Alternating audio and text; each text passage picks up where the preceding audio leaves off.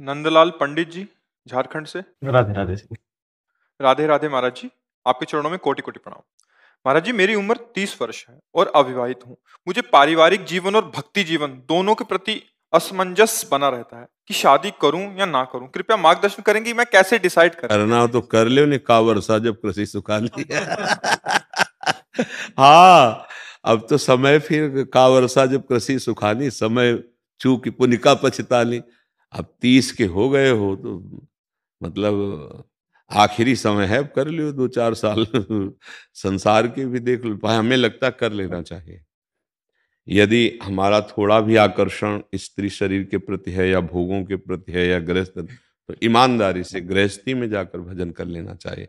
अगर आप गृहस्थी में नहीं गए, इधर उधर मन वृत्ति दौड़ाए, तो ना इस परमार्थ के रह जाओगे ना स्वार्थ के रह जाओगे। भ्रष्ट जीवन किसी काम का जीवन नहीं।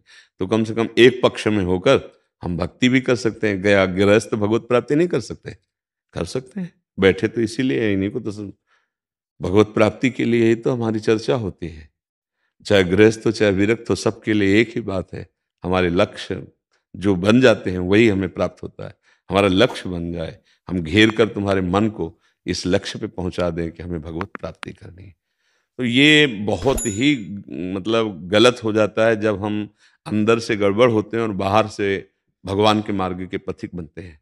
बहुत ही गलत होता है, बहुत ही बुरा मतलब परिणाम आता है। हमें लगता है कि बाहर से गृहस्थी का भेष हो और अंदर से भगवत अनुराग में हो, और गृहस्थी के परिवार के सारे कर्तव्य निर्वाह करता हुआ आर्त भाव से उसको एक दैन्यता रहती है कि प्रभु मैं तो भोगी जीव हूँ, नाथ हम पर तो कृपा करो। और नाम जप करता है, सबकी सेवा करता है, झुक के रहता है, बहुत जल्दी निकल जाता है। थोड़ा अभिमान आ गया कि हम व्रत वाले, हम धर्मनिष्ठ, हम जितेंद्री, हम ये, तो वहीं ब्रेक लग जाएगी, माया है ब्रेक लगा देगी। फिर पूजो केवल, भगवत प्राप्ति नहीं। बहुत सूक्ष्म विषय है। हाँ, सम्मान ले लो, प्रतिष्ठा ले लो, खूब रुपया पैसा ले लो, बढ़िया वैभव ले लो, लेकिन भगवान नहीं। वहां तो यही दरबार दीन को आदर रीति सदा चली आई।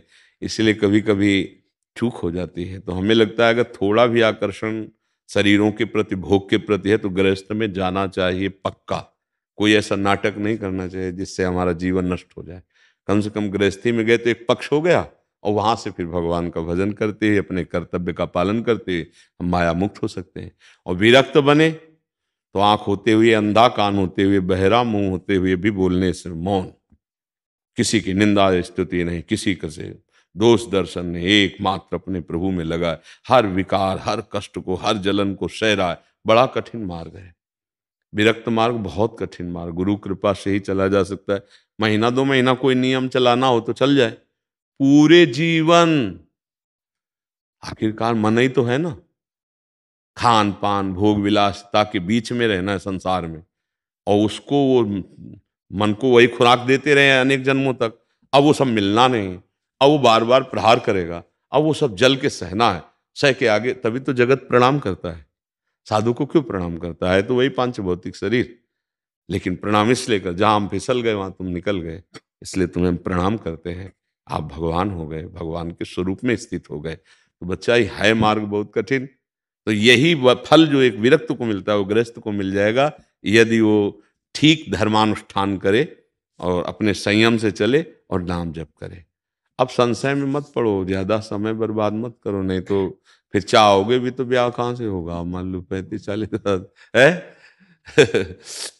अगर फिर वो बात नहीं बोलेगी, अभी तो समय है, अभी कर लो। ठीक, कोई आया है आज तक ब्याह के लिए आए? नहीं, नहीं आया है।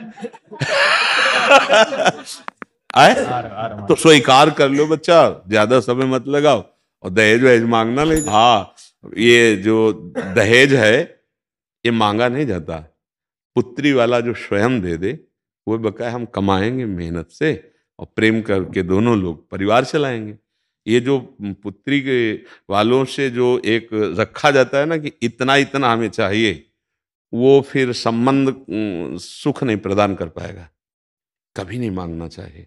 तुम्हारा जो मन हो दे दो। तुमने पुत्री दे दी, हम अपने आप को दे रहे हैं, दोनों पाणी ग्रहण करते हैं।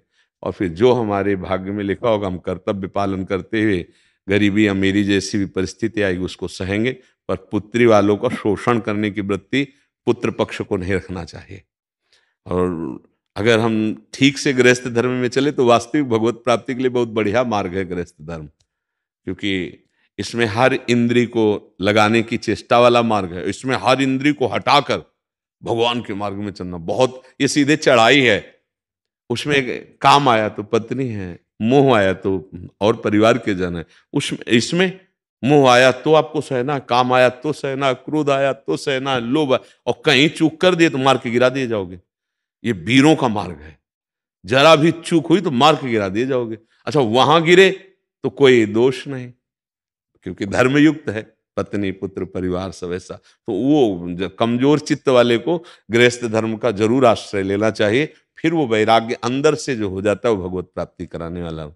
अब ज्यादा समय न लगा के अपने गृहस्थ धर्म में जाओ और खूब भजन करो, माता पिता की सेवा करो, समाज की सेवा करो।